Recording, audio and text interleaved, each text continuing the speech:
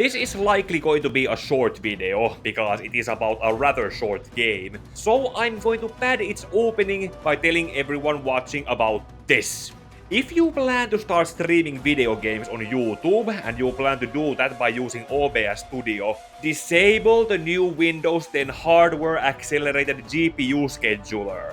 Unless you have an Nvidia RTX 2000 or a higher graphics card that can cause performance and capture issues with OBS and the games, which is what happened to me when I tried first to play the PC version of the 2018 God of War game. That is why I took a break from streaming, and when I decided to try again with Bright Memory Infinite, a relatively short game that should be played through in 2 or 3 hours, OBS ended up freezing again and again, which is why I have 4 streams of myself playing it instead of just 1 or 2. So basically, if you plan to use OBS Studio to do streams, disable the HAG system from your computer's graphics settings as shown here, and you should be good to go in streaming with OBS Studio. And now let's talk about Bright Memory Infinite, along with how I managed to resolve my troubles with OBS.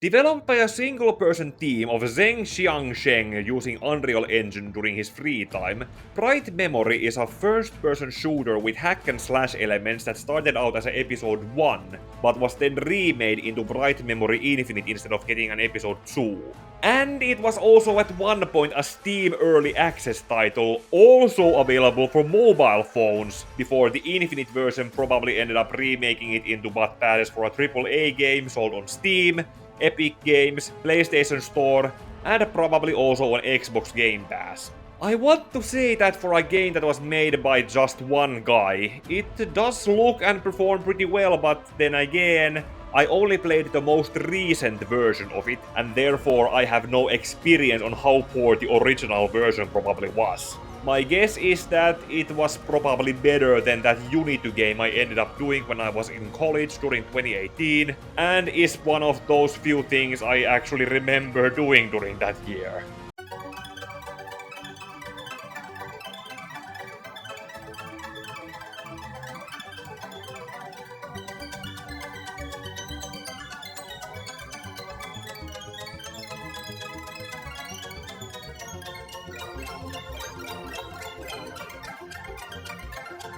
Yeah! This is something I had to create with Unity and get sold to people with actual money in order to pass a course. Anyway, in Bright Memory Infinite we play as Shelia, a highly talented agent slash video game protagonist of Supernatural Science Research Organization, or SRO, and the main gist of the short game is to fight her way towards a black hole in the sky. I wonder if she is also based on a real person. And by fighting, I mean she has to shoot as many enemy soldiers while also using a sword to cut them to pieces and deflect the bullets shot at her. I'm not sure what this environment is, but most of the game is probably set somewhere in China, as the game was developed over there, so that was probably the visual inspiration. At one point, that black hole caused the enemy variety to be changed from modern high-tech soldiers into more ancient soldiers fighting Shelia with swords, shields, bows and arrows, and you can probably guess how that goes. Then the modern soldiers up the ante with these big soldiers with electric staffs, whose attacks need to be countered before Shelia can do any proper damage on them. And at this point my first attempts to stream this game crashed as OBS froze. A week or so later, I tried streaming the game again, and reached the game's first pretty well made boss fight against Tianju Emperor, whose swordsmanship in fighting Shelia was something I found engaging enough. After that boss fight, Shelia has to flee from an approaching hurricane, which leads to what I assume is the cliffhanger ending of the original episode 1. And then as we move on to the second half of the game, that black hole decides to start making some random pulse waves, which force the next part of the game to be a stealth section, because all of Shelia's weapons stop working. And I just can't help but to wonder on how the hell does it make it impossible to use melee weapons. That sword could still work as well as this meat cleaver that Shelia is forced to use in the next part.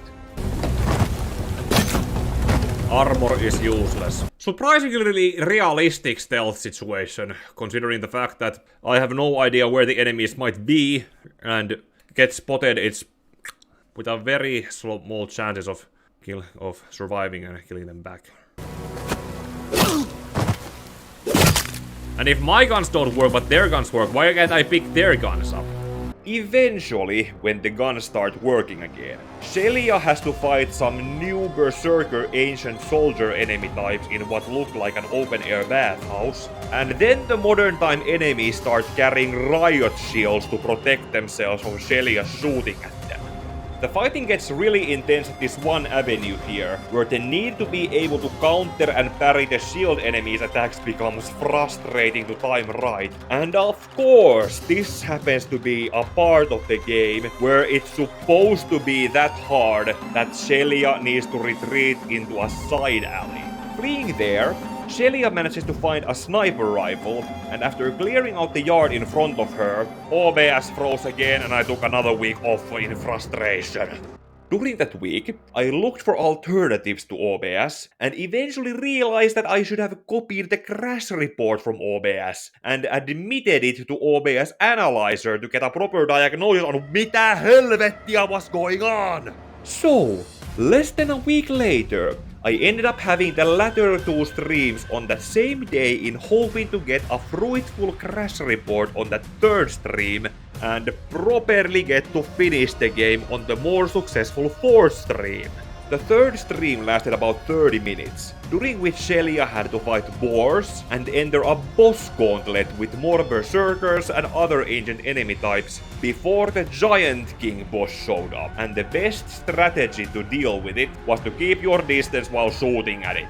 After that is done, Shelia is delivered a card that she needs to fight her way through the shield enemies, normal enemies, and snipers.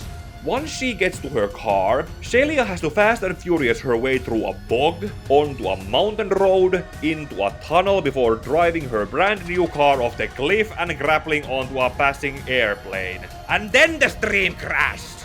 Here is where I admitted the crash report to OBS Analyzer and learned about the HAG system causing performance issues with OBS and had to disable it from my computer's graphics settings.